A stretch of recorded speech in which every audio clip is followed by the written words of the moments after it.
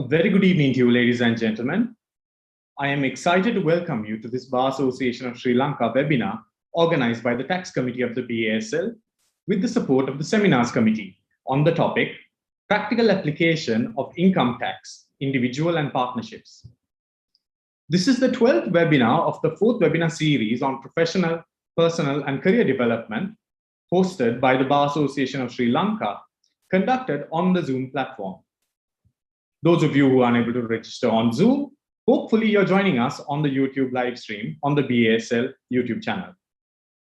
Before we start, we would like to thank the Tax Committee of the BASL, Chairperson, Mr. Suresh Pereira, Co-Chairperson, Mr. Lankanath Piris, Convener, Mr. Niranjan Arulprakasam, and Co-Convener, Mrs. Samanthi Das.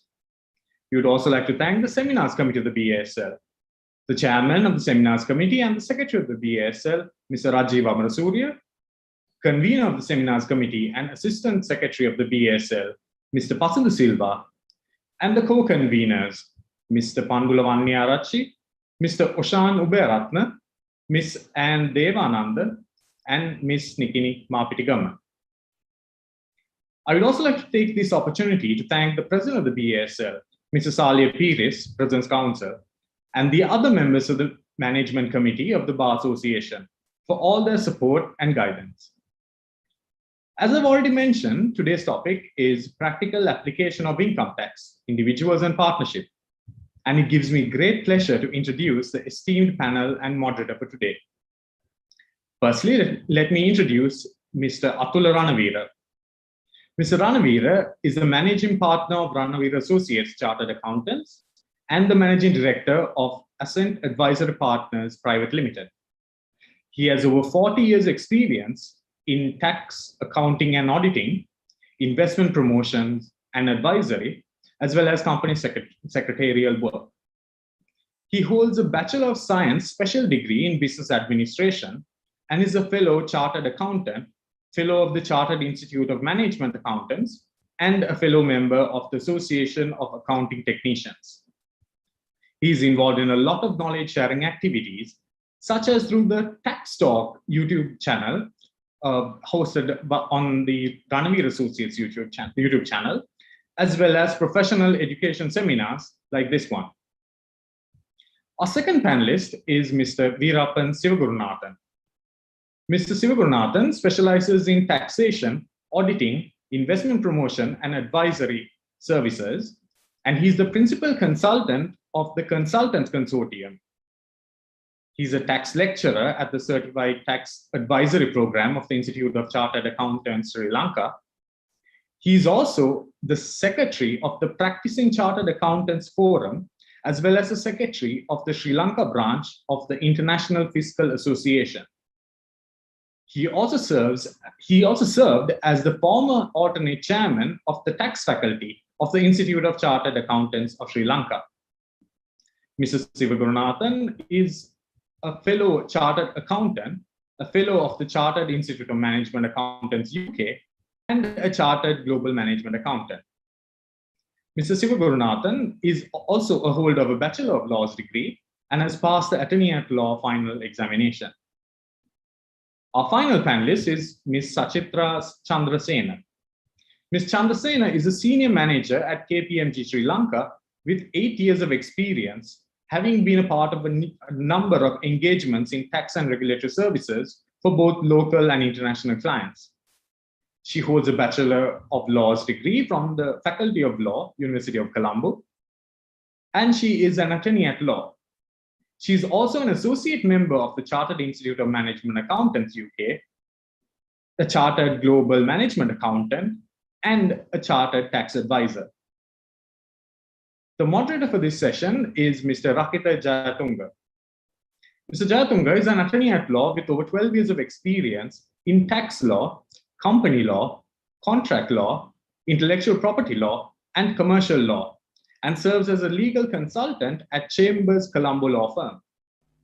He holds a master's in business administration from the University of West London and a Bachelor of Laws degree from the University of Colombo, as well as a Bachelor of Science degree in applied accounting from Oxford Brookes University. He secured a first-class honors at the Sri Lanka Law College and was called to the bar in the year 2008. He is also a member of the Association of Chartered Certified Accountants in UK. Mr. Jayatunga is also a member of the Members Network panel of ACCA Sri Lanka. He's also a member of the Tax Committee of the Bar Association, as well as a member of the Advisory Committee to review the Reciprocal Enforcement of Foreign Judgments Ordinance appointed by the Minister of Justice. Mr. Jayatunga is a visiting lecturer for degree programs offered by Staffordshire University, University of London, and University of West London. Let me remind members joining this session by Zoom to send in their questions through the Q&A chat box to reach the moderator. For those who are joining through YouTube, you can submit your questions through the comment section. I will now hand over the proceedings to the moderator. Over to you, Mr. Jayatunga. Thank you very much, Tanuja, for the introduction. So I will give you a brief outline for today's presentation. So the webinar, we will be mainly focusing on the tax computation, practical application of the income tax provisions and a few other statutes when it comes to the tax computation of individuals and partnerships. So the main focus would be on the main sources of income, which are taxable, and how the self-assessment tax system work. And we will also focus on some of the areas, I mean, a simple computation, a tax computation, how to calculate the tax liability, different sources of income, what are the taxable income, whether there are any reliefs available to individuals and partnerships when they are calculating their tax liability, what are the allowable expenditure, and how to file a return, and when you have to make the tax payment. So those are the areas that we intend to cover during this session. So with that, I would like to invite Mr. Ranavira to start his presentation. Over to you, Mr. Ranavira. Good evening, everybody. Thank you very much, Ms. Rakita, for introduction. Yeah. Now, today's session is a lengthy session, but within 1 hour's time, I'll try my best to finish it off because we have a limited time period. Now, for that, I will open a PowerPoint presentation for easy.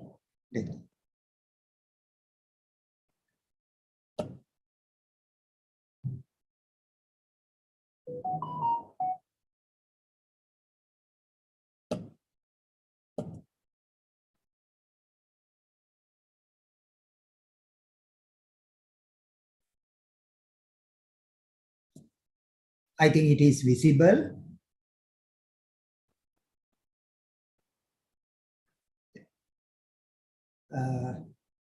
Yeah. Now, today's session, I think you all can see the PowerPoint presentation. Today's session is practical application of income tax, individuals and partnerships, mainly concentrating the individuals and partnerships. Now, at the end of this session, we'll be sharing this PowerPoint presentation as well as a detailed Word document, a technical note on this. Then later on, anybody can refer those notes. Because now even I have prepared this PowerPoint presentation, some of the slides I may not be in a position to cover because of the time limitation. Whatever the important sections I will cover. Right. Today, as Mr. Rakita informed, we'll be covering the introduction of tax. These are the things what we are going to cover. I'll start directly. Now, if we'll take the Sri Lanka taxation, the history of Sri Lanka taxation, Sri Lanka started to charge income taxes since 1932.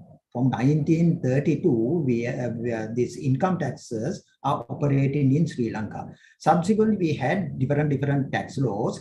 This is the tax ordinance, income tax ordinance 1932. Then 1963, there's the Act number 4 of 1963. Then Act number 28 of 1979, 38 of 2000, then 10 of 2006.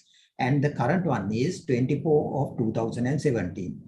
For the current Inland Revenue Act, the first amendment came under the Inland Revenue Amendment Act number 10 of 2021, which is certified on 13th of May 2021. Right. Now we will see now in this income tax operation, who are the parties participating there? Anyway, always the legislator is the parliament. Then the taxpayer is one party, the other main party, the tax administrator. The tax administrator is the officials of Inland Revenue Department. Now we'll see who is the taxpayer, the way, as per the Inland Revenue Act, what's the definition of a taxpayer? It says in section 195, it says taxpayer means a person who is required to pay tax. A person required to pay tax under this act, including a person who has zero chargeable or taxable income or a loss for the year of assessment. Then a person who is required to withhold tax and pay to the department.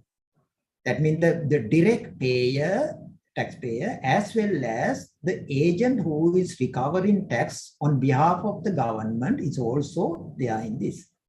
Now, when we take this person, the word person is also defined in the law. It says the person includes individual and a entity. But when we see the entity definition, it includes altogether, a person includes individual, partnerships, trust, or company. Now, under the present law, now individual, of course, anybody can understand. Partnership also easily understand. Then trust is also very clear.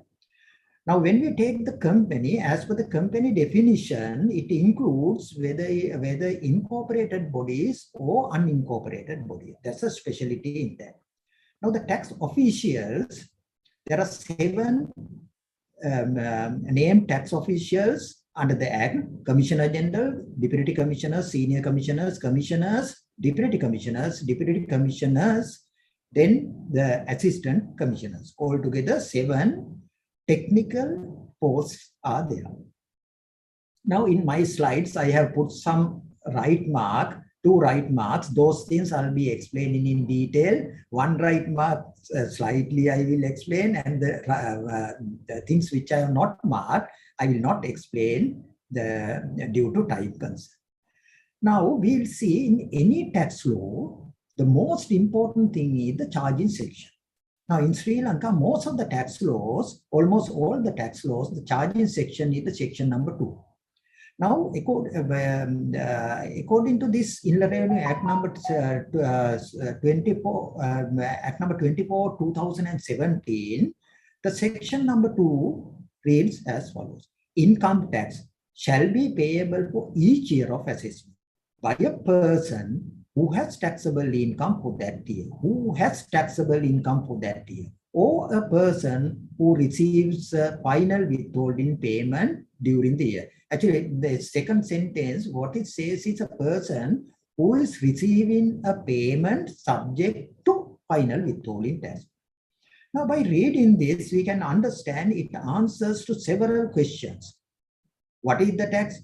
Who is liable and how frequently it is to be paid, and on what should we pay tax, on what we have to compute the tax, then at what rate we should pay the tax, then what are the allowable deductions and disallowable deductions. Those are explained in this.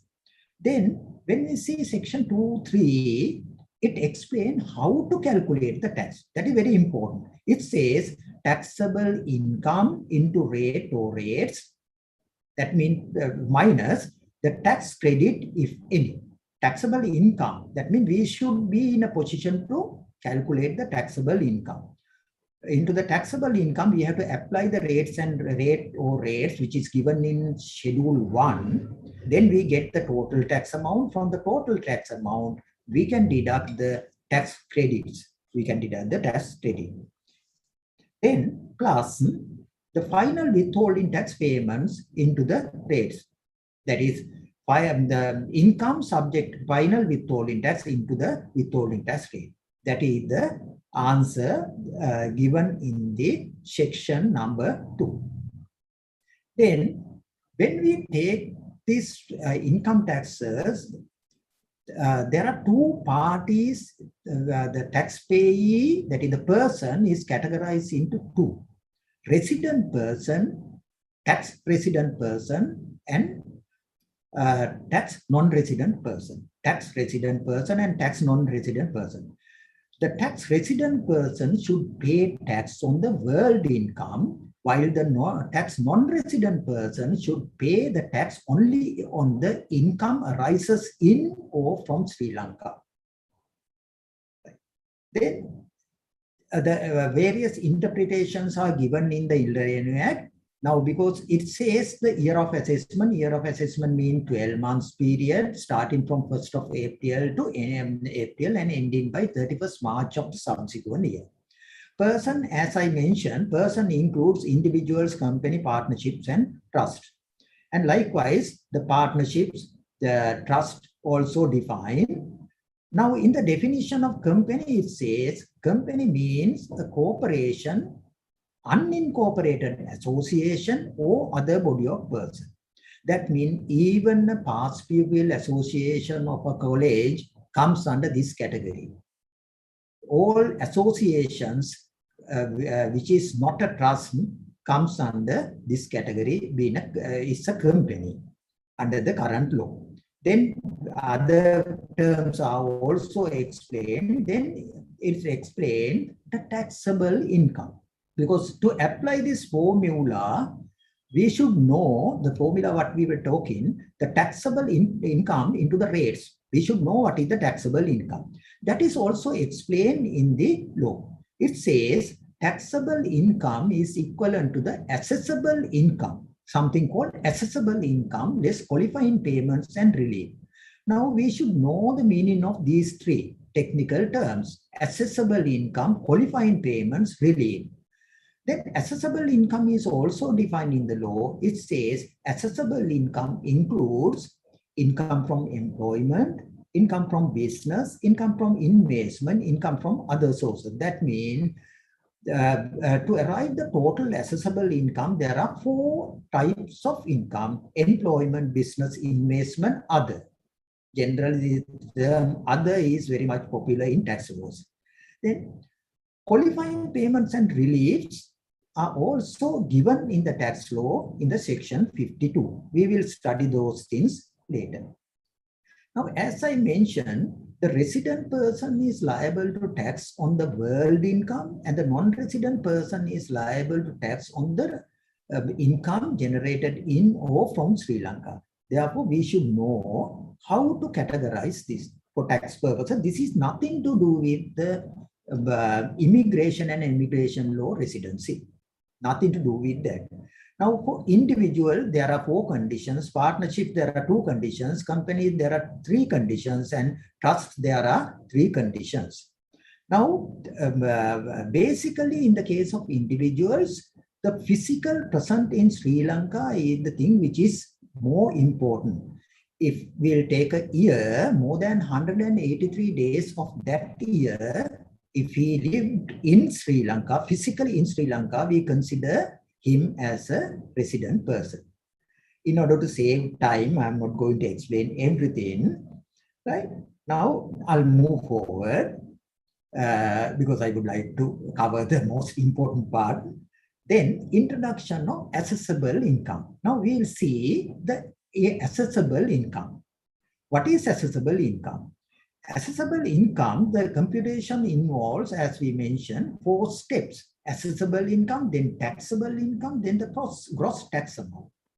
First, we will see assessable income. As we mentioned, it is the summation of employment income, business income, investment income, and other sources. Then taxable income, as we explained, once we arrive the total assessable income, from the total assessable income, we have to deduct the qualifying payments and reliefs given under Section 52 of the Act in the 5th schedule to the Inland Revenue Act. Right. Now we'll see before learning the other technical things. For easy understanding, we will see a computation format. Then we can easily understand it. Now, this is a format which I have prepared to match with the Inland Revenue Act.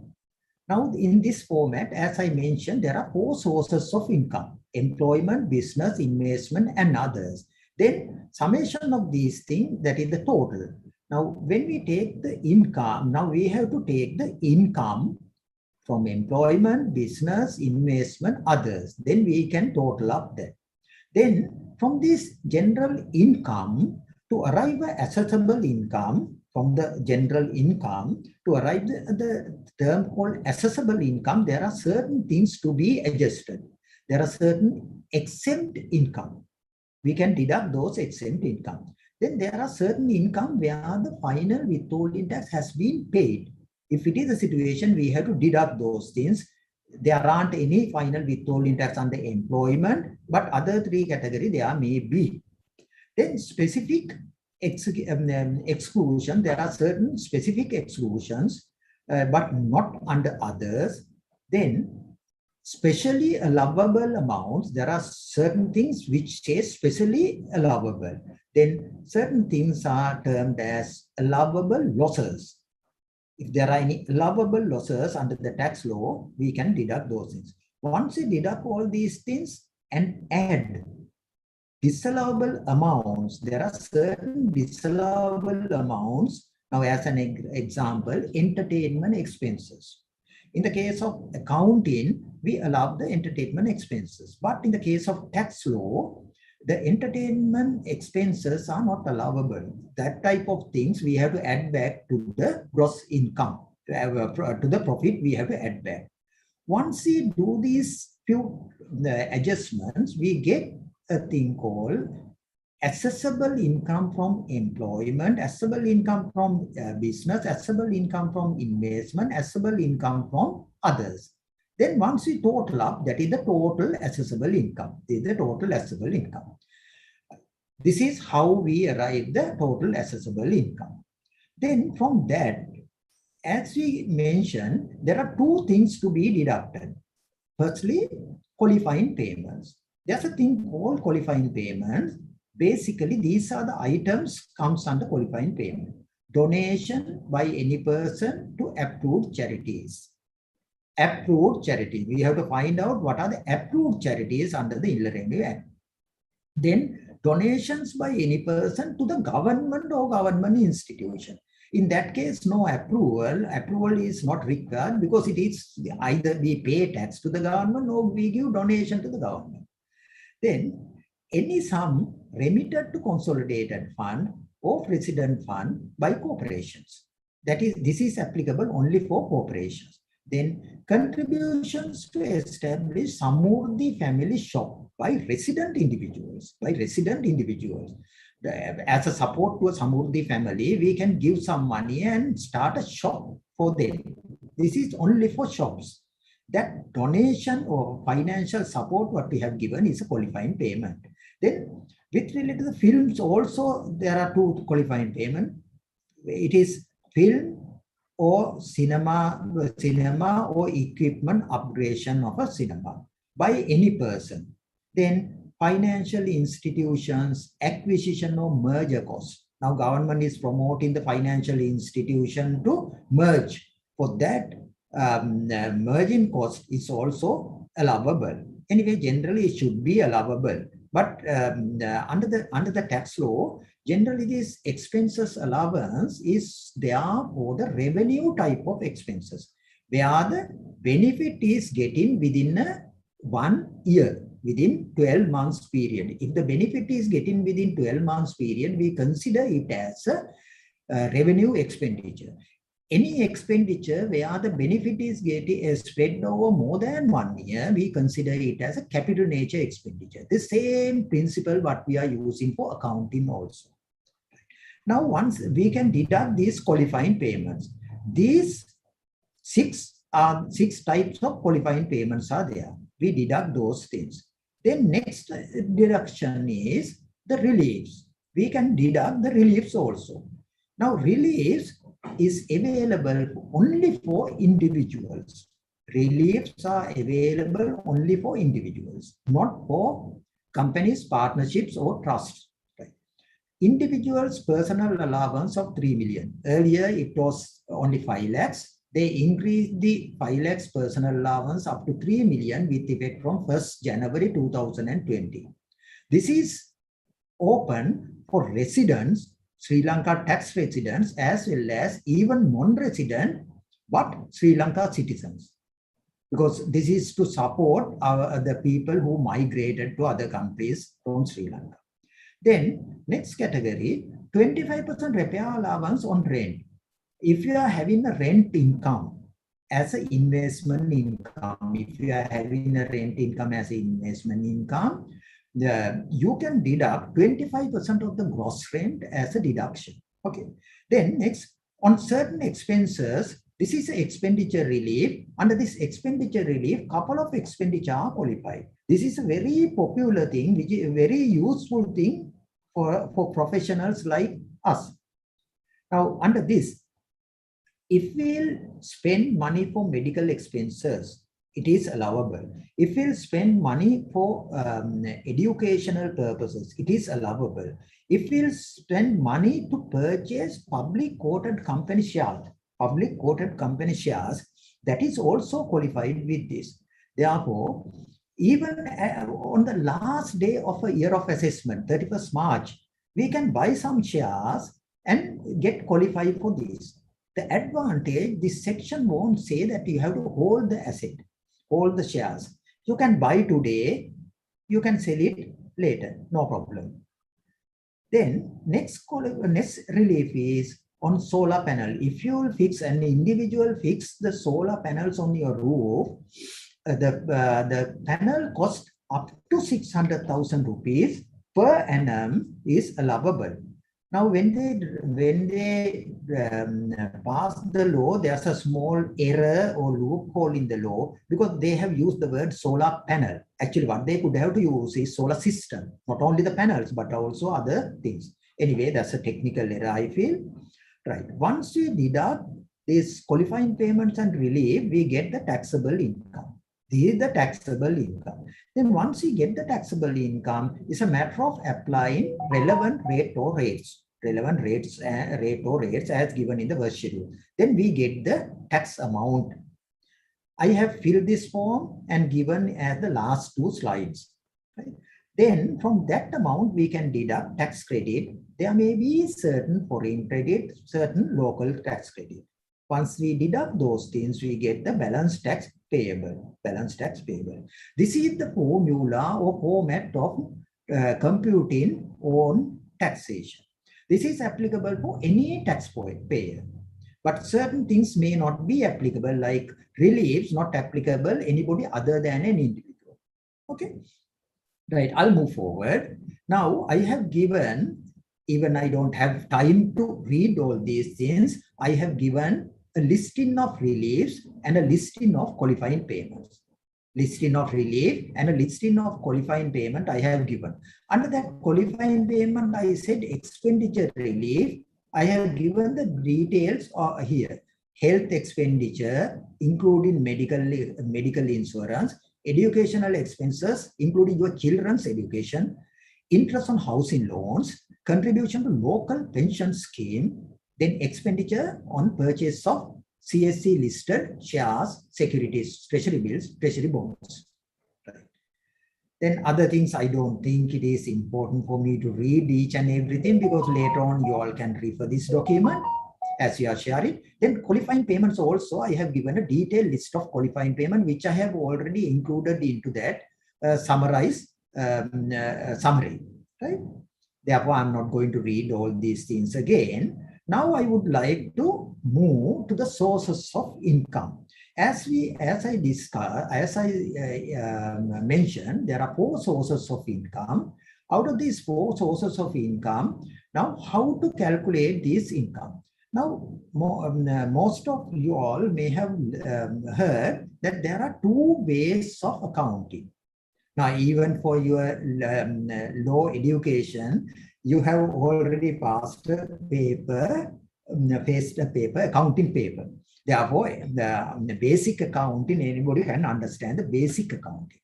It is accrual basis or cash basis. Generally, we are preparing on accrual basis, but in the case of professionals, we can prepare cash basis accounting. But unfortunately, now this is the basis what we have to apply as per this law. In the case of an individual, on employment income, we have to apply cash basis.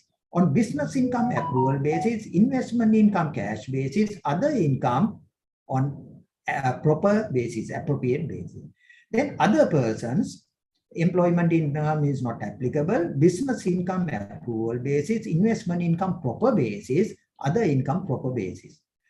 But now, according to this, now all business income is on accrual basis. That means ultimately, we being professionals, we have to prepare, as per the tax law, we have to prepare the accounts on accrual basis, not on cash basis. But it is very unfair because in our professions, our rights, legal right of recovery money is very limited in the case of services. Now we have some lien to hold the assets of that client, that's all. But there's a limitation. Because of that, this basis, this should be proper basis, but it hasn't happened like that. Right. Then I'll move to the sources of income. Now, under the sources of income, now when we take the business income, especially business profit mean gross income minus the expenses, turnover minus expenses. When we are running a business, we have to incur a lot of expenses. Even in the case of investment, some expenses are there. So sometimes we borrow money at a rate of 8% and go and invest expecting 15% profit. That means that the interest cost is a cost of our business. Right? Therefore, in all these cases, especially for business and investment, the expenses are there. Therefore, to arrive the profit, we have to pay tax on the profit. To arrive the profit, we can deduct the allowable expenses. Right? Now, in the law, they have given in section 11 of the Act, it says all revenue nature expenditure are allowable. It says something like that. This statement is, this sentence is very much important. In calculating a person's income from business or investment, this is common for both business or investment, expenses to the extent they are incurred during the year by the person and in the production of income, not for anything else. This is the very reason why the donations are not allowable. Donation is expenditure payment after earning the profit. We give donations if we are affordable to do that. That means if we have money to do that, not as part of the business expenditure. Therefore, any expenditure which is for the production of income is allowable. Therefore, domestic expenses are not allowable as a result, right? Then, at the same time, capital nature expenditure are generally not allowable.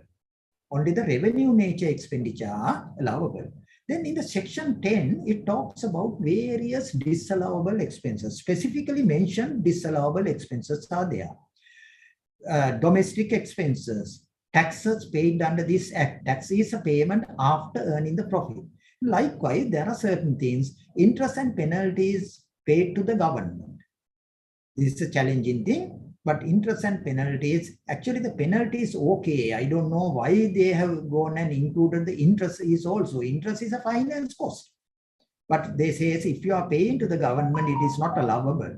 Then expenditure connected with exempt income or final withholding payment income. Then retirement contribution if it is not taxing on the employee. Then dividend of a company. Dividend is a distribution of profit.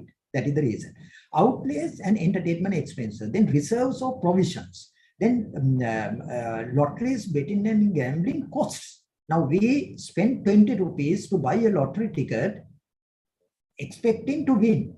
That the winning is liable to the, if we'll get a prize, that prize value is liable to tax, but not that 20 rupee expenditure.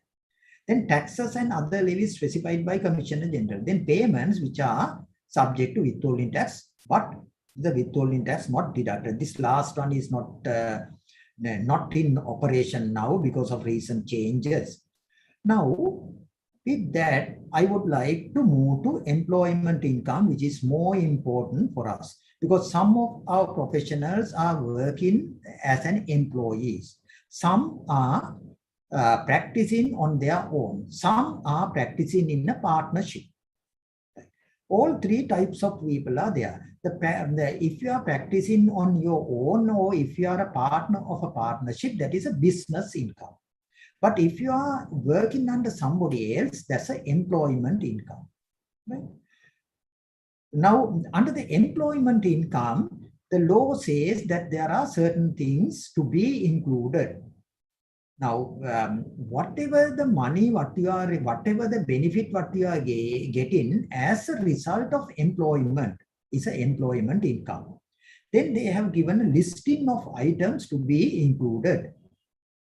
I don't think I have time to read all these things. Right now, then it says certain things to be excluded from employment income. That is important. Exclusions. Now, under exclusions, now suppose on behalf of your employer, you travel somewhere by a taxi, come back to office and claim that taxi fee from the office. That is a reimbursement of office expenses. Therefore, that is not one of your, not an income of yours. Then if you take this item, if you are getting any benefit as a common benefit, if you are getting a benefit as a common benefit, like dental, medical, health insurance benefit, which is open for all full-time employees, that benefit is not taxing. That's an advantage. But it has to be a common thing for all full-time employees. Then payment made to all benefits to accrue into employees commonly. That is also very important. Right? Then various other things are also there. I'm not going to read all these things. There are few items which are not to be included into the employment income. Not to be included into the employment income. On these things, we need not to pay taxes. Then, those are exclusions. Then there's a thing called exempted. There's a thing called exempted. Ultimate result is same. Now, under the exemption, they have listed certain things as exempted. Suppose you made an accident while working. Then if you get a compensation for that, that compensation is not liable to tax. On the death of an employee, suppose the office pays something to the family members, that is not an employment income, taxable, not a taxable employment income. Then in the case of pension, government pension is exempted. Then certain retirement payments are exempted. As an example, pension fund or ETF money or provident fund, the interest on ETF, then the provident fund withdrawal or regulated provident fund withdrawal, those are exempted.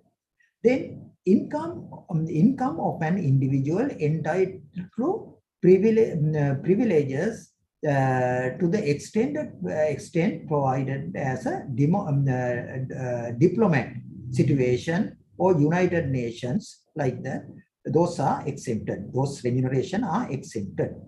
Then international organizations, certain international organization salaries are also exempted.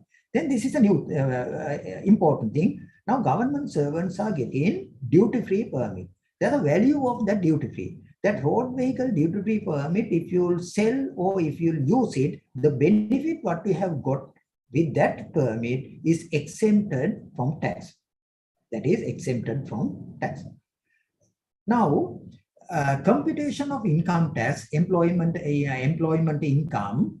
Now, I'm not going to explain this because again, we'll be explaining this in another place. Just to make it a comprehensive note only I have included. But here, if you get the gratuity, retiring gratuity, if you get a retiring gratuity are taxing at a lower rate. First 10 million is taxing at 0%. It is liable to tax, but at 0%. Then next 10 million, 6%, balance at 12%. Then anything other than those things, anything other than those gratuity, is taxing like this. First 3 million of taxable income at 6%, next 3 million at 12%, balance at that or and above excess of 6 million is at 18%. No, those are the normal rates. However, if this particular individual, if while you are working for somebody, if you are running a business of betting center, manufacture or sale or import and sale of liquor, tobacco products, then on that income, that is a business income, on that you have to pay not 18%, on that a flat rate of 40%. Then on gem and jewelry, selling in local market and supply of electricity, liable at the rate of 14% maximum. That means you can enjoy 6%, 12%, next only 14%, it won't go up to 18%. Then capital gain, in any case, the capital gain is taxing at 10%, Then we'll move to, now when we take the employment income, the specialty, sometimes we get certain employment benefit by way of cash and certain things by way of non-cash benefits. How to value, even the non-cash benefits are taxable if it is not excluded or exempted there. Now, in that case, how to calculate this? It is very difficult for us to calculate the non-cash benefit. Therefore, luckily, there aren't any powers for the Commissioner General to decide these values. Luckily, Commissioner General has decided certain values and published in their website. For common application, to facilitate common application, he has decided certain values and published in the department website for this non-cash benefit. Now, I'm not going to read all these things. Non-cash benefit, traveling benefit. You can see the department website. This is an extraction of that. If you are getting traveling benefits, what is the benefit, monthly benefit on that? What is the monthly benefit on that? This monthly benefit, we have to add to your remuneration, and on the total only we have to apply the tax. Then they are talking about the motor vehicles other than motor bicycle. Then for motor bicycle, there's a lower rate. Then if you are using your own vehicle, how it is affecting. They are given. Then resident. Suppose the company has given, employer has given the resident, how to value those things. Right? Then other benefits. On other benefits also, they have given certain values like hotel facilities, concessionary rated loans, provision for servants, giving for servants, then electricity, gas, medical benefit, free meals, and insurance premium, telephone bill payment, air tickets, tax payment. On all these things, they have given what should be the value. Right. Now, the next step, withholding tax. Earlier in Sri Lanka, we had withholding tax on pay, withholding tax on remuneration. Now they abolished the with effect from 1st of January 2020. 1st of January 2020, they abolished withholding tax on remuneration. Again, they introduced another type of a withholding tax with effect from 1st of April 2020. Now, earlier, this particular withholding tax, we were calling it as pay as you earn, payee. Right. Now, the new thing what they have introduced, they have called it as advanced personal income tax, advanced personal income tax, APIT. Now, this APIT for resident employees, APIT is not mandatory. It is not mandatory. But for non-resident employees, non-resident and non-citizen employees, it is mandatory. Right? Then we'll move forward to investment income. Because a lot of us professionals, we are having some investment income also. It may be interest income, or it may be there are so many investment income. The investment income, as per the law, it says a person's income from an investment for a year of assessment shall be the person's gain and profits from that investment for the year.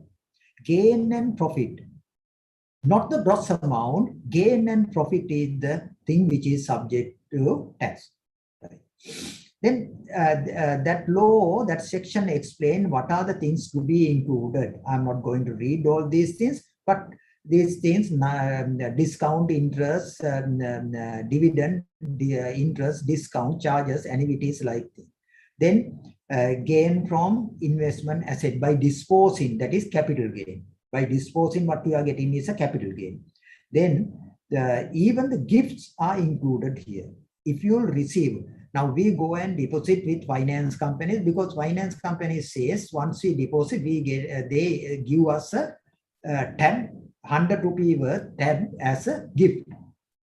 Then why we are getting that gift? As a result of our investment. Cost is the investment. Therefore, that is also investment income.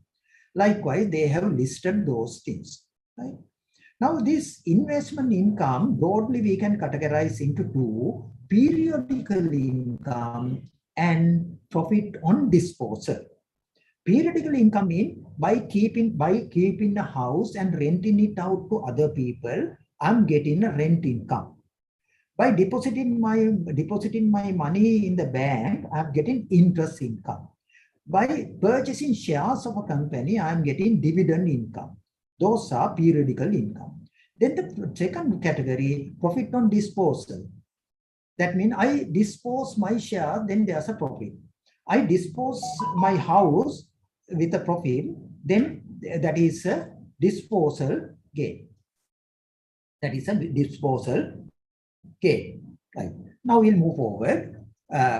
What should be excluded? Even in this case, there are excluded things. Under exclusion word, they says you are supposed to exclude the exempted items. Then final withholding tax paid items. Then the income what we have already included in the employment or business, because you can't tax in two places, therefore that they have mentioned. Then under this also, again, those general allowable expenses and disallowable expenses to be considered. General. Same thing, business or investment, there are allowable expenses and disallowable expenses. I have given the whole listing of that. If we had about 3 hours, we could have to explain everything, but there's a time limitation. Now I would like to talk about the capital gain. That is very much important. Now, what is capital gain? Capital gain means by disposing a capital asset, by disposing an investment asset, the profit what you are getting by disposing an investment asset is a capital gain. Now, therefore, it is very important for us to see what is the meaning of investment asset. What's the meaning of investment asset? Now, this word investment asset is defined in the law to say investment asset is a capital asset held as an investment. Any capital asset held as an investment. Then in that case, we should know what is a capital asset. The capital asset, because now to calculate that, now from the investment asset, whatever the sale proceeds, the consideration what we received, we have to deduct the cost. Then to do these things, we should know what is the capital asset. That is also defined in this. I have given those definitions here. Capital asset means our investment asset, as I mentioned, it has to be a capital asset held as part of investment. Then what is capital asset? That is also defined. There are three main items in that. Three main items. One is land and building. The second one, membership interest, like a company shareholder or partnership partner or club membership. Those are. Then the third category, financial asset, like fixed deposit, debentures and all financial asset. Now, fourth one, it says an option or right or other interest in the asset referred to above. That means now you may be having, instead of outright purchase, you may be having a lease right of a land, lease right. Then that is also covered. You may be having some type of the lease right or some other rights on these things. Mainly, these three are the things under capital asset. Now, if we'll take a car, I'm using my car. Now the car prices has gone up heavily. Earlier I bought it for about, we'll say 8 million. Now I can sell for about 30 million. I thought of hiring another car and sell my car and put into a deposit. Now, once I dispose my car, I bought for 8 million. Now today I am selling for 20 million. Whether I have to pay capital gain tax on that. For that, I have to see whether it is a capital asset or not. Because it has to be an investment asset. To be an investment asset, it has to be a capital asset. To be a capital asset, it has to be one of these three: land and building, membership interest, or financial asset. Car is nothing to do with these things. Car is nothing to do with this. Therefore, on a car, personal use car, you need not to pay, even business use car, you need not to pay any tax. Under capital gain, no tax. It is not a capital gain. Under normal business, it is not a taxable profit. I think a lot of people are happy with this statement because nowadays motor vehicles have gone up. But suppose you had a van or lorry in your office where you have claimed accounting a tax depreciation, where you have claimed the tax depreciation. If it is the situation, that, then you have to tax that, because this second category says exclude trading stock and depreciable asset. Depreciable asset, on depreciable asset, you have to pay the normal business profit. Right. Now, on capital gain, I would like to explain a little more on the capital gain. Now, the profit is the sale proceed consideration received minus the cost. That is the profit. On that profit, we have to pay 10% capital gain tax. Now, the problem that some of our land and building may be very old land and building. Therefore, when we are calculating the cost, if that is an asset which was with us as at 30th September 2017, old asset, 30th September 2017, then we need not to dig into the old costs. We can take the market value as at 30th September 2017 as the cost. Market value as at 30th September 2017 as the cost. Right. That is an easy thing and saving little money because the cost will go up with that. When the cost go up, the profit will come down. Okay. Right. Now, realization means you pass on your ownership to somebody else. Basically, that is what it says. Anyway, I have given all these details here. Then the tax rate is 10%. you are supposed to file capital gain tax return monthly. For the month of April, you have to file the return on or before 30th May. Before 30 days, in 30 days by end of the month, you have to file a capital gain tax return if there are capital gains. At the same time, you are supposed to make the payment within 30 days. Within 30 days, you are supposed to make the payment. Then I'll move forward. Now this capital gain tax, what are the exemptions? There are 3 exemptions under capital gain tax. I have listed here. If you are disposing your principal place of residence,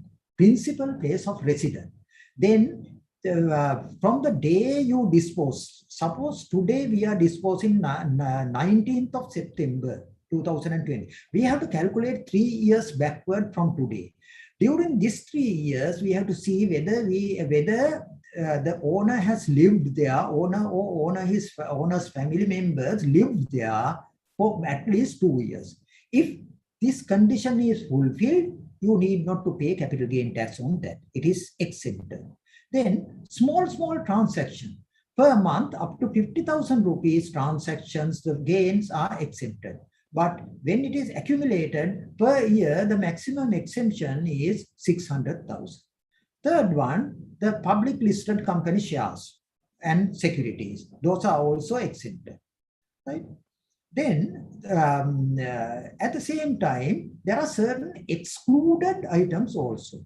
When you transfer your property to your spouse or ex-spouse, or automatically something happen as a transmission as a result of death, transmission, then the transfer to an associate is defined like a subsidiary company or a holding company. Then if you transfer it to a charitable institution, or if you gift it to another person, or if you transfer it to an associate again. Now these things are excluded. I'm sorry, I have to speed up because of the limitation of time. I'll explain business. Now, we being professionals, sometimes we may be having employment income, we may be having investment income, at the same time we may be having business income, right? Now, because now suppose you are a partner of a partnership, or while doing this, you found that there are some lands, you can do buying and selling of lands, or you do various other small businesses. If it is the situation, those things to be considered as business and pay tax on that income. They are the gain and profit from conducting the business. Gain and profit from conducting the business. Then the business definition is given. It says business includes trade, profession, vocation, or isolated arrangement with a business character. This business character is very much important. Business character is very much important. It shouldn't be a casual or non-recurring nature. Then a past, present, it may be a past or present business or future business. At the same time, we have to exclude the employment income. That means out of these 4 sources of income, the first is employment, second business, third investment, fourth others. Right. Under business also, they have given various income which is to be included and which are to be excluded. In that, even the gift received is income. Now, when we are doing a wholesale business, you might get certain manufacturers are giving, once you order 10 packs, they are giving 12 packs. But just because you are getting these 2 additional packs, you are not giving it free of charge to the retailer. You are selling it. Then gift as a result of business, right? Then that is also very much important. Then exclusions are also mentioned, certain exclusions. Now, under the business income also, to calculate the business income, we have to take the general allowables and disallowables. Like investment income, same rules are applicable.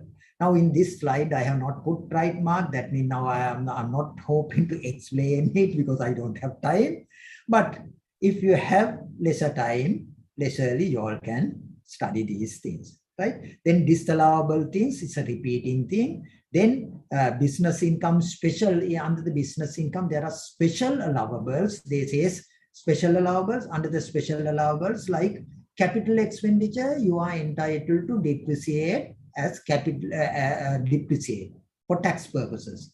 On buildings, you can depreciate the building. If you are running a business, your building you can depreciate at 5% per annum.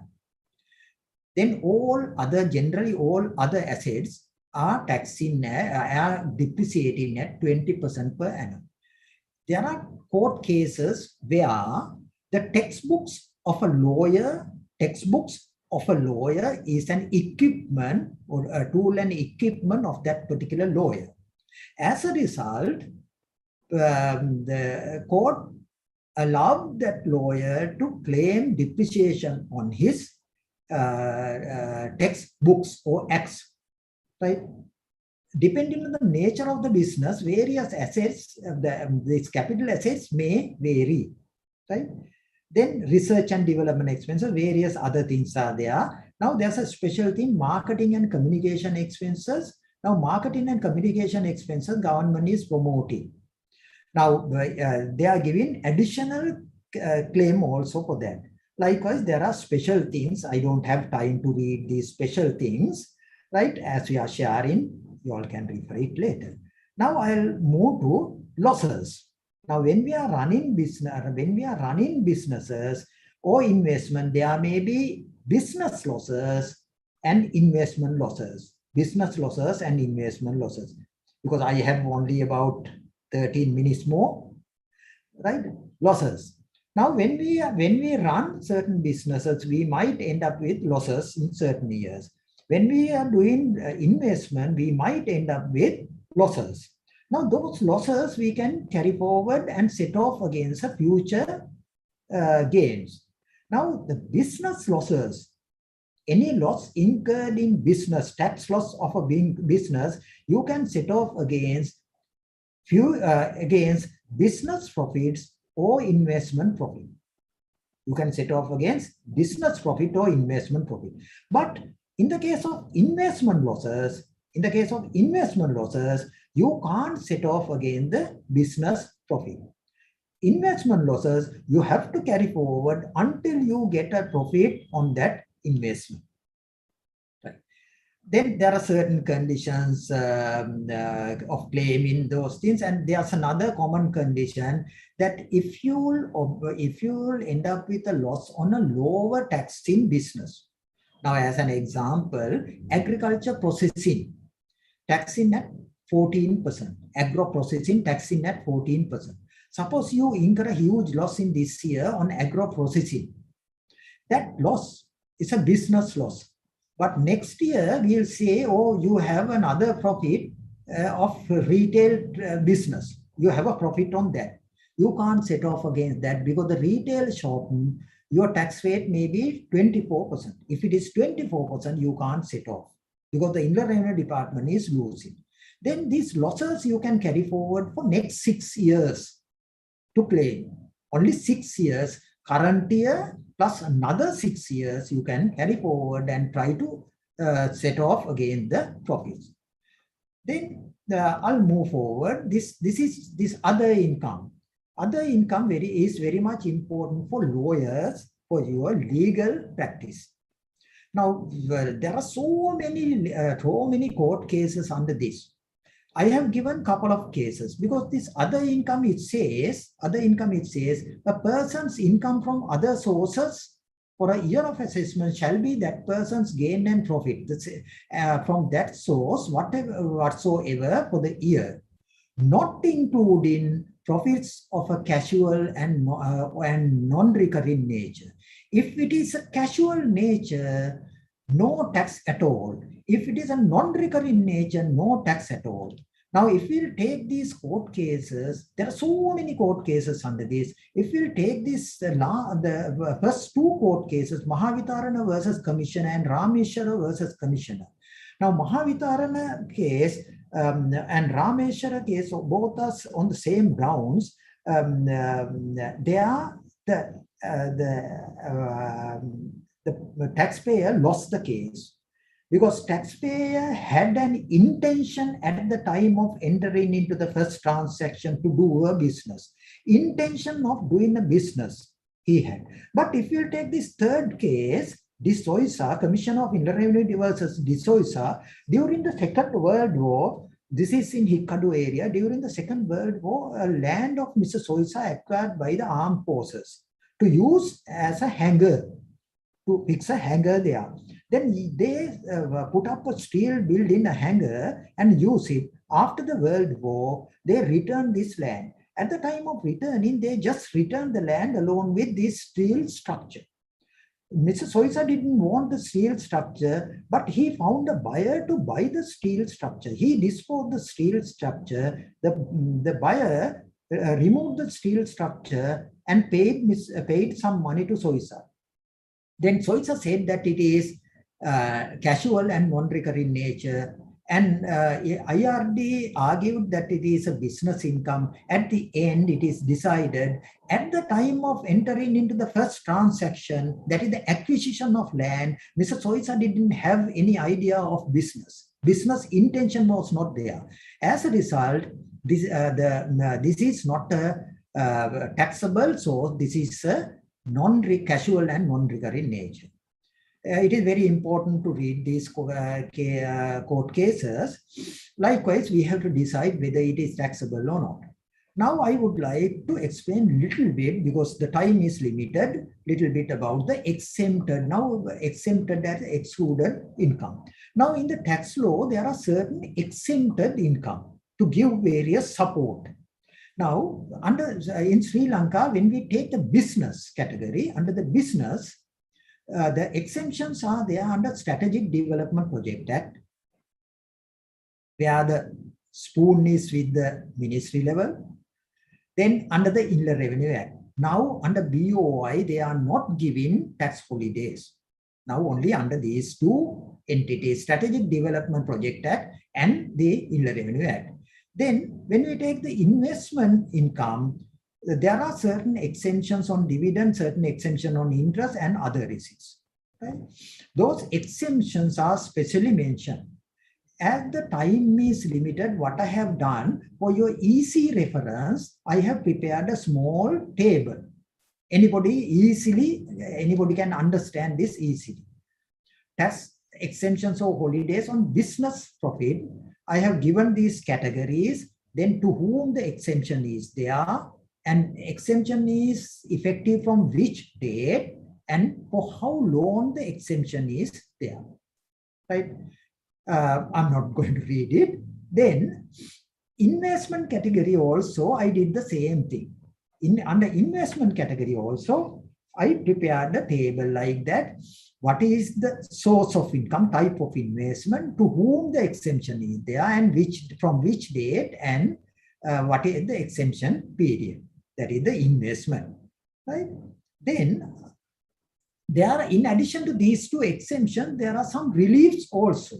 This relief is a very recent thing under the recent legislation.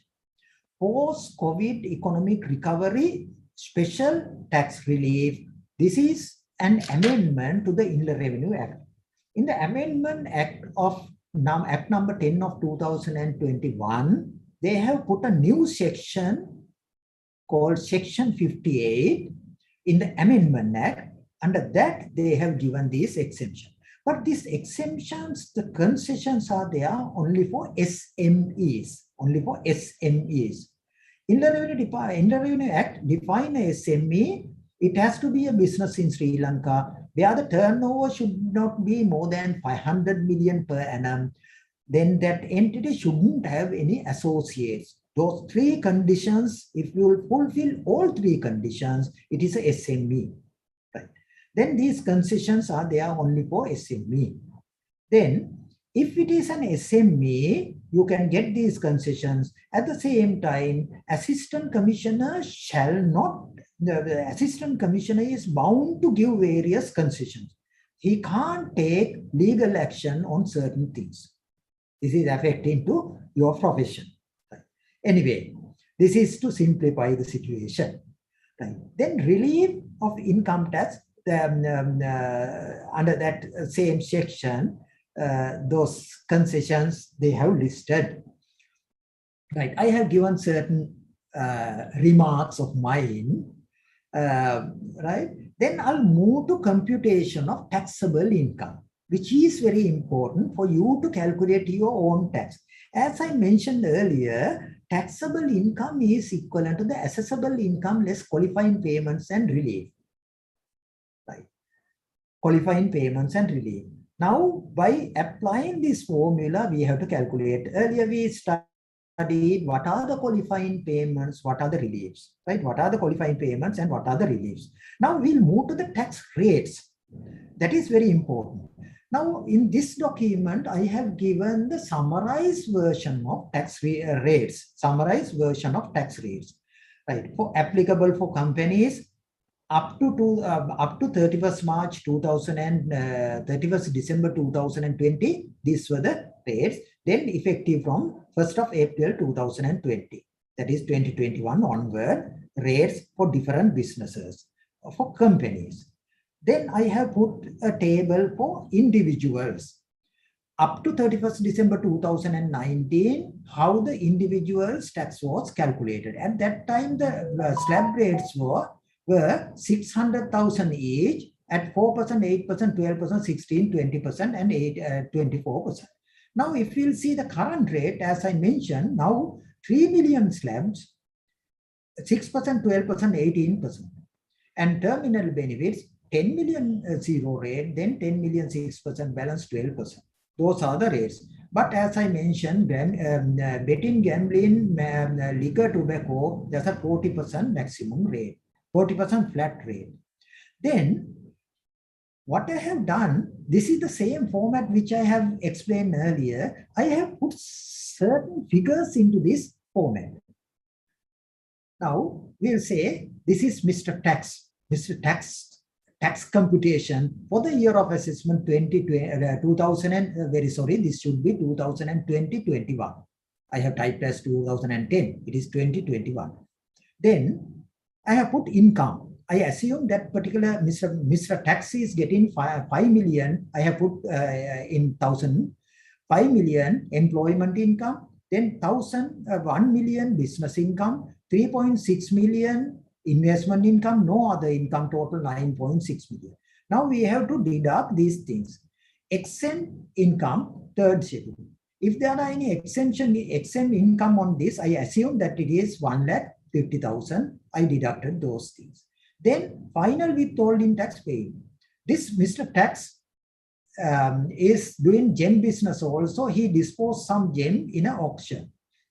When he is disposing, there's a 2.5% withholding tax. He paid the withholding tax of paid the withholding tax. As a result, that gem sale profit of 400,000, I assumed as profit. That 400,000, we need not to pay further tax because he has already paid 2.5% tax. Then special exclusions I didn't put, especially allowable I didn't put. Then allowable brought forward business losses. He had some brought forward business losses of 600,000 rupees. I assume 600,000 rupees. Now the problem, from this 1 million, he has already deducted 50,000 and 400,000, that is 450,000. Now balance is only 550,000. Therefore, now he is deducting only 550 there. But he had 600,000, we'll say. Balance 50,000 he is deducting from investment income. Then altogether the deduction 600,000. Once we deduct all these things, we can arrive the total assessable income. Once we arrive the total assessable income, from that we can deduct the qualifying payment. I assume that this particular person has given 10,000 rupee to an approved charity. Therefore, I deducted 10,000 rupee. Then he donated 90,000 rupees to the government. I deducted that also. I assume that this is not a corporation, this is an individual. Then he donated 100,000 rupee to a Samurdhi family to start a shop. Therefore, 100,000 also I deducted. He didn't have any film related things. He didn't have no financial institution related because it's an individual. Once he deduct all these things, the answer from 8 million, then we can deduct, in addition to that, we can deduct the reliefs also. Personal allowance of 3 million. Then 25% repair allowance, I thought out of the rent, out of the interest income, out of this investment income of 3.6 million, I assume 600,000 is from rent. Therefore, on that 600,000, he can deduct 25% of that as allowance. That is 150,000. Then certain he spent money, expenses to purchase shares and educational purposes. Therefore, he claimed his actual expenditure is either 1.2 million or more than that. Therefore, he claimed 1.2 million. Then solar, he fixed solar panels, but he spent only 500,000. Therefore, 500,000 he deducted because he can claim up to 600,000, but actual expenditure is less than that. Therefore, he claimed it. Then once we deduct all these things, we are getting a taxable income of 3.4 million. Once we get the taxable income of 3.4 million, I applied 6% on first 3 million and balance 4 lakhs, I applied 12%. Then the total tax amount comes to 228,000. From this total tax amount, we can deduct the tax credit. I deducted, I assume that he has paid APID through the employer, APID. He should have a certificate for this. If he's having, then 120,000 I assume. Then once we deduct that, the balance tax payable is 108,000. Balance tax payable 108,000. This is the assumption. This is a small working for you all to follow your own tax. Now what you all can do with the limited time period, exactly with, I took 1 hour or another 1 minute more. I explain everything. Now, if anybody is having any further, if anybody need any further clarification at any time, I have, you all can contact me. I have given my contact number, telephone number, as well as my email addresses. Right? No problem. If you can send me an email, it is better because sometimes I may be busy. Right? Then at the same time, I would like to take this the opportunity to invite you all to follow my YouTube channel, Tax Talk. There regularly I do various hot topics. I am covering various hot topics under Tax Talk. Even with relate to this recent amnesty law, I did a session about a month back before the legislation is passed, but I thought of doing another session by Tuesday. I'll be doing another session on the tax amnesty on Tuesday. Then I will take another 2 minutes on amnesty because there was a request to cover the amnesty law also. Basically, I don't have much time. Basically, this amnesty law, that is the Finance Act, this particular Finance Act covers, it covers 3 sections. Now, 3 sections. One is for voluntary disclosure and apply for immunities. You have to voluntarily, you can disclose something. What you can disclose, you have to disclose the taxable supply, income or assets. Those things you have to disclose, then you have to pay 1% tax on that. Now, in that, to apply this voluntary disclosure section, you have to either deposit these things in the bank or somewhere and disclose that deposit to the IRD. Or else you can disclose any asset to the IRD. By doing that, the market value of that asset that date, you have to pay income tax on that at the rate of 1%. That is the voluntary disclosure section. Then the other section is not the voluntary disclosure, that is the Commissioner General of Inland Revenue is bound to give various concessions on his own. For that, the second section, you need not to apply. By the law, the Commissioner General is supposed to give certain concessions to the people. Automatically, you will be getting those concessions. That is under the part 2.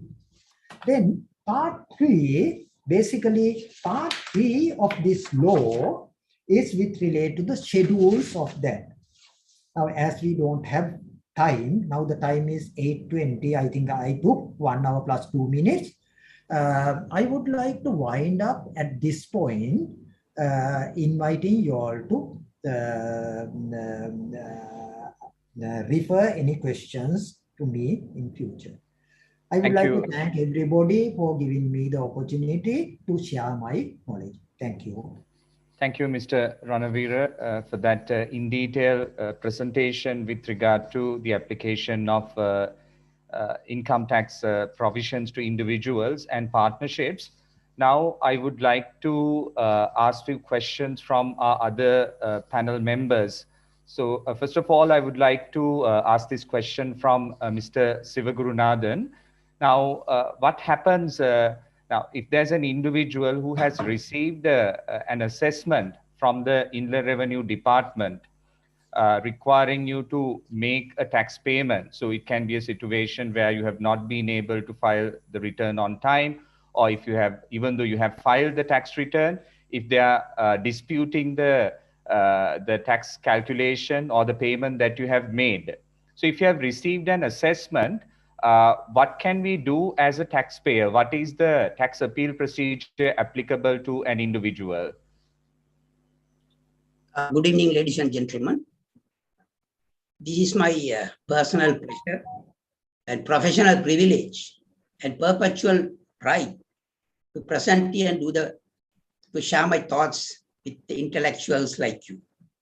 So taxation is for people who are mentally sound, intellectually bound, and technically round also. Now you have to submit your returns online. So you have to now technically round also very important. And taxes, you don't have to worry about taxation. If you take Einstein, he also said, I can understand rocket science, but I can't understand income tax. So the best brain of the last century also, he also couldn't understand. So you see that logic and tax never go into same way. So you find a lot of things. So this specifically you're asking about the assessment. Now the Inland Revenue must dispute, otherwise they are not Inland Revenue people. Right? They have to dispute. They dispute, and there are 3 types of assessment according to the new act. One is self-assessment. That is when you yourself, when you send your returns, now you might have sent August 15, that you have to estimate your entire income for the year. You don't know what your income tomorrow, but you have to estimate the income for the next year and pay that 1/4 of that on August 15th. Right? So that is self-assessment. And fortunately, you have time when you are coming to the second assessment, second payment, you can adjust it accordingly. And there is another thing called default assessment. That is, you have submitted the return, they have found some faults in that, and they give an assessment.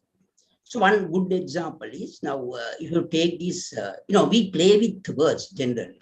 So tax consultants, normally tax advisors play with. So they say, if you are paying taxes, the government will get the money. If you don't pay taxes, the tax consultant will get the money. Right? So therefore, you have to understand the tax so that you will be not able to be cheated. Now you take one example. Good example is the pre-operational expenses, pre-incorporation expenses, preliminary expenses, and commencement expenses. Are these 4 are same? No, it is interpretation. Interpretation there. So when there is interpretation, so you tend to dispute. One good example, advertisement expenses, it was earlier 25% is not allowed. Now see, you two people of your executive, they left the company and you put an advertisement. In all newspapers, Sunday newspapers, you are putting advertisement, all 3 languages. Is that cost is claimable or not? Though you are putting an advertisement, they are not advertisements. You can claim it full because you have to safeguard yourself. You are telling the general public, this is not advertisement expenses. So that way they will dispute. Now one more example. Now if you have released an asset and you are paying the bank to certain lease payment, you have defaulted and they are charging a penalty. Is that penalty is disallowed just because the name is penalty? No, it is a commercial interest. It is a commercial interest. So that should be claimed. So these are the disputes that you will have with the department. Then when you get the assessment, you have to ensure that this is nowadays, we don't call it appeal. This is a administration review.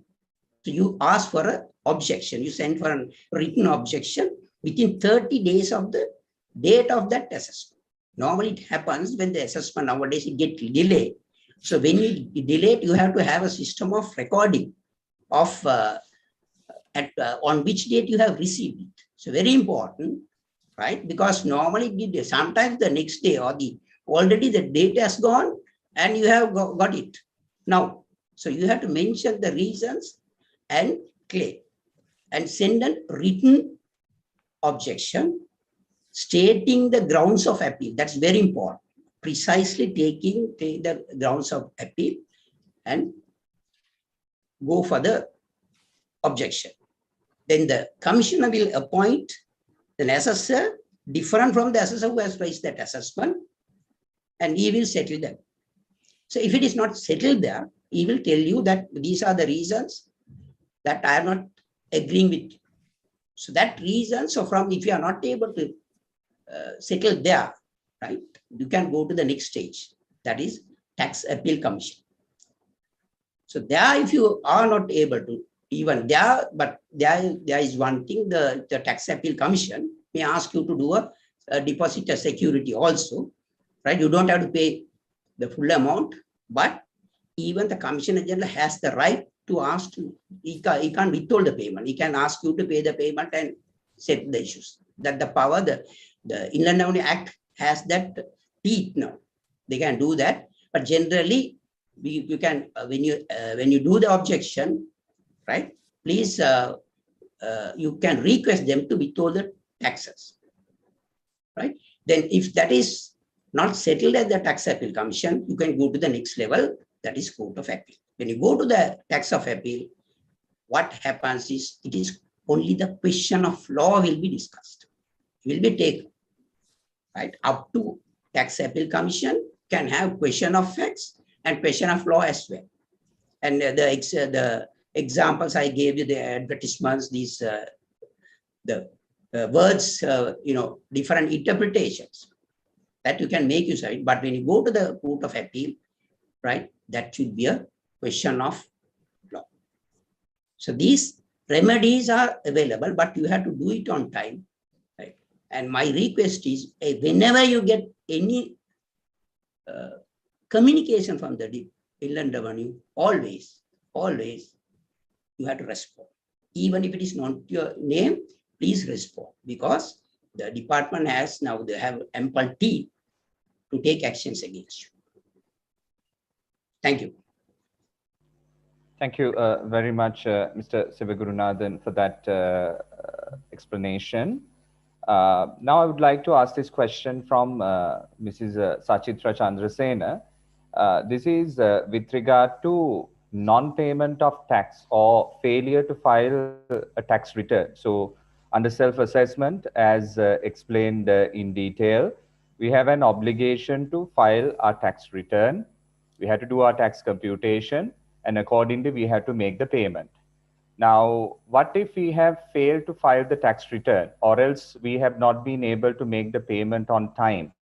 Now, we are aware that under the previous Inland Revenue Income Tax Act, so there were some penalties imposed on the taxpayers, but I believe now under the new Inland Revenue Act, we can be subject to late payment interest as well. So how does it work, Mrs. Chandrasena? Can you explain it further?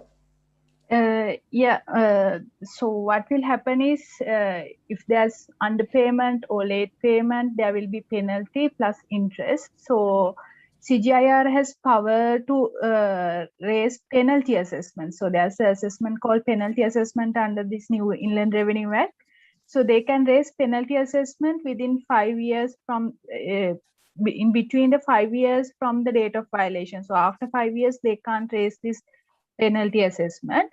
So this penalty assessment can be raised for different reasons. One is even though you didn't register or you didn't inform the department in relation to any changes of personal data or any other information, then the department can raise a penalty assessment. The penalty will be a maximum of 50,000. In addition to that, if you didn't file your tax return, for example, if you didn't file your statement of estimated tax return and CGT return or income tax return, there will be a penalty accrued. So the penalty will be calculated as of rate of 5% of the tax or 1% of the tax for each month, or 50,000 plus 10,000 per month of delay. So a grade of that will be the penalty, but that penalty will be subject to the maximum of 4 lakhs. In case if there's any late payment, you pay, but you will be paid it lately. So in that case also there will be a penalty. The penalty will be calculated based on the type of the payment. So if it is installment payment such as your first quarter, second quarter payments, then it will be 10% of the tax. But there you have a grace period of 14 days. From the due date, you have a grace period of 14 days to pay. If the payment have not been received by CGIAR within that 14 days, then there will be a 10% penalty. In addition to that, any other tax payments like capital gain tax or the final payment that is due on 30th September, if those are not paid on time, then there will be a 20% penalty.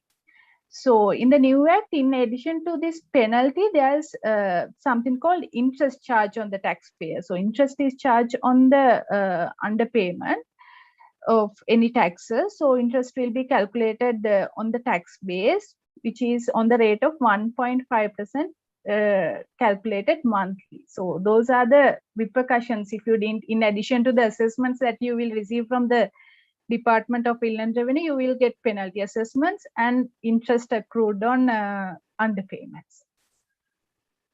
Thank you, Ms. Sachitra, for that explanation. We have another question that is a question to ask from Mr. Sivagurunathan.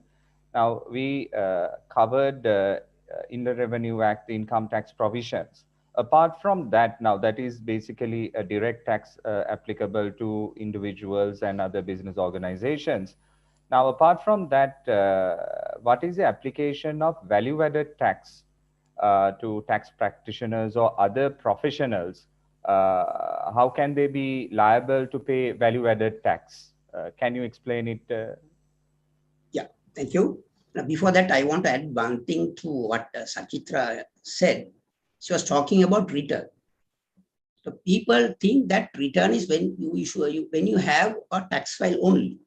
But sometimes suddenly you get a love letter from the Inland Revenue. So 2 pages, they will asking some information. You wonder you are not having a tax file, but suddenly something coming from the information branch. That is also a return. You know, if you look at that, the top of they say return. That is IV return, right? Penalty is equal to that tax file.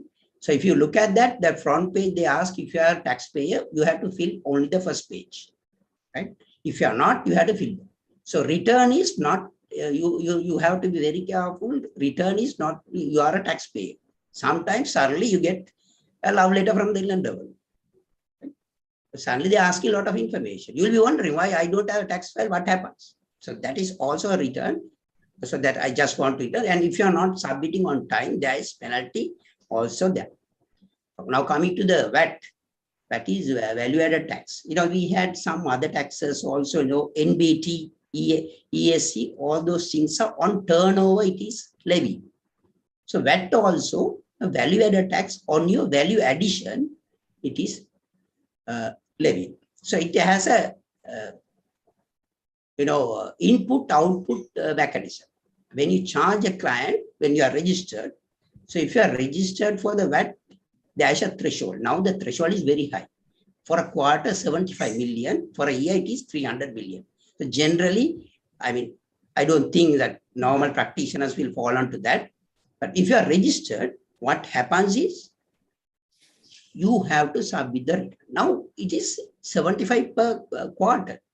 Right? This quarter you have 85, but next quarter it is falling under 50. Still you have to remember, you have to pay on that. The VAT has to be calculated. Now that is an input and output mechanism. What you collect, take into account, what you pay, the tax, the value-added taxes that paid on your services, your goods, you can deduct it, net it off and pay it. Because this is also on services for practitioners, it is there if you are coming to the thresholds. And specifically, they are using two words, carrying on or carrying out taxable activity. So this specifically, it was actually, we have followed New Zealand Act, they have followed these words, carrying on and carrying on. These particular words are there because of two reasons. Carrying on means what you normally do, repetition, is that on that you have to pay taxes.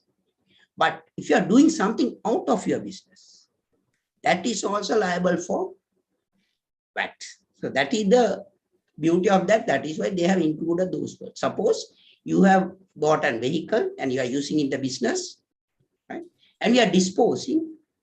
When the disposal value on that, you have to collect VAT because of this reason, carrying on. So generally for services also that is payable, but I presume because of the threshold, very high high income earners only will fall into that. Thank you. Thank you very much, Mr. Sivagurunadan. Now, there are a lot of requests from the participants asking us to share the presentation used by Mr. Ranavira. So we will take steps to share the presentation. In addition to that, there are a few questions asked from the participants. So we'll try to address those questions as well here. I would like to ask this question again from Mr. Sivagurunadan. One participant has asked this question that the expenditure incurred with regard to medical to family and purchase of shares from private limited companies, whether they are allowed. So the health expenditure incurred on your family and the purchase of shares from a private limited company, whether they are allowed expenditure or whether you can claim it as that's called the participant is asking whether it can be claimed as a qualifying payments. Qualifying payment, yes. The word itself, some payments qualify for deduction, that is qualifying payments, and it is limited to 1.2 million total. Here I would like to discuss certain things. Now, medical expenses is allowed, but it is not, they are not very, not on your family members. But if you educational expenses, they are including the children. Now, the child is, according to the England Downey definition, that is less than 18. But now you have to, your child, now we have to go to the university, even 21 years, you have to now educate. Right? So if at your age about 50 years, then if they give you education expenses deductible, even your 21 child must be deductible. So the children, though it is word, they have used the word children, there is no age limit in my opinion. And one more thing I have to add is, they say amount incurred in Sri Lanka. Now, a lot of people are doing foreign exams from here, right? And you are spending in Sri Lanka for tuition. You may pay for subscription or exam fee, you might be paying out. But the amount incurred, tuition fee is incurred in Sri Lanka. So that, in my opinion, that you can claim. So these for the question, if I come to the question, private limited is not, private limited shares are not allowed. It's only for shares traded in the stock exchange. And other one, medical, is questionable, that it is very dicey. And one thing is, if you have doubt, claim and see. If you don't claim, you won't get it. Right. Right. With that, Mr. Sivagurunadan, I would like to ask another question from you. There's a question from a participant. The final ETF amount that you have received, yeah, whether it's liable to tax? Yes, yes. Well, that's two portions ETF. EPF is fully allowed. ETF also, you have two portions. One is the company contributor. There is an income from the ETF also. In ETF itself, they have invested. So that income, they would have paid tax. So there are two portions. So that one portion is allowed, other portion is exempt. EPF fully exempt. So when a person is retiring, he is getting a golden handshake, because 10 million, up to 10 million, you are exempt and the EPF is not added. So it's a very conscious rate for senior citizens. Thank you. Then there's another question. I think Mr. Ranavira will be able to answer this question. Gift to a friend, whether it is liable to capital gains tax. You explain it in detail, but if you can give a quick answer to this question, Mr. Ranavira. Yeah. Anyway, as per the law, what it says, gifts, in the case of gifts, it is excluded. Now, in that case, in the case of gift, we need not to pay capital gain tax. But there may be technical issues, whether there was a reason for giving a gift. Because always the IRD might think that this is a manipulation.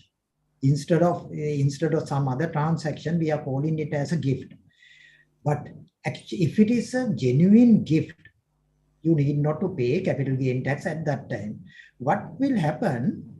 The recipient, when the recipient disposes it on a subsequent date, in that case, he has to pay tax. That's all.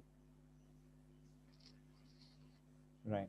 Thank you, Mr. Ranavira. I think we can answer one question since we are running out of time. That question I would like to ask from... There's a question on solar panel. I'll just run through it. There's a question here in solar panel. Suppose you have spent 3 million on solar panels.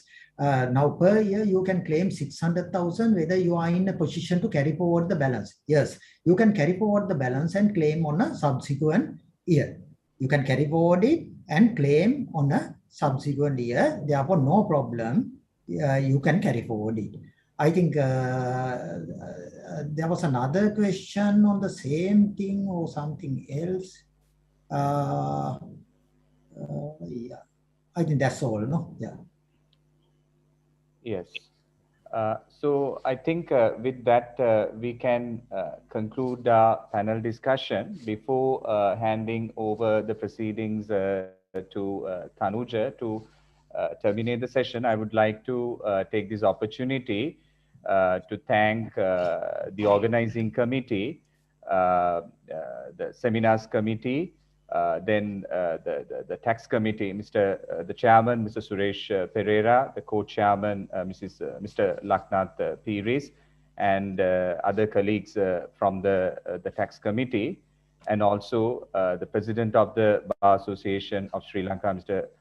Saleh Piris, President's Council, and the secretary to the Bar Association, Mr. Rajiv Amarasuriya, for organizing all these webinars, which is very useful to not only to legal practitioners, but to other professionals as well. And I must thank Samanthi from the tax committee, and also Anne from the seminars committee for coordinating this wonderful webinar. And while thanking all the panel members who joined today to share their expert opinions and ideas while spending their valuable time. Now I would like to hand over the proceedings to Tanuja to terminate the session. Over to you, Tanuja. Thank you very much. Thank you, Mr. Rakita Jayatunga. On behalf of the Bar Association of Sri Lanka and the Tax Committee of the BAS Seminars Committee, I would like to thank Mr. Atula Ranavira, Mr. Veerappan Sivagurunathan, Mrs. Sachitra Chandrasena, and Mr. Rakita Jayatunga for this very informative and valuable session on the topic, Practical Application of Income Tax, Individual and Partnership.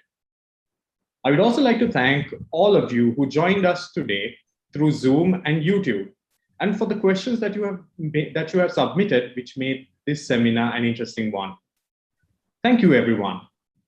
Do join us next week on Sunday at 7 p.m. for the next webinar in this series. Stay safe and good night. Thank you very much. Good night. Thank you very much. Good night. Good night.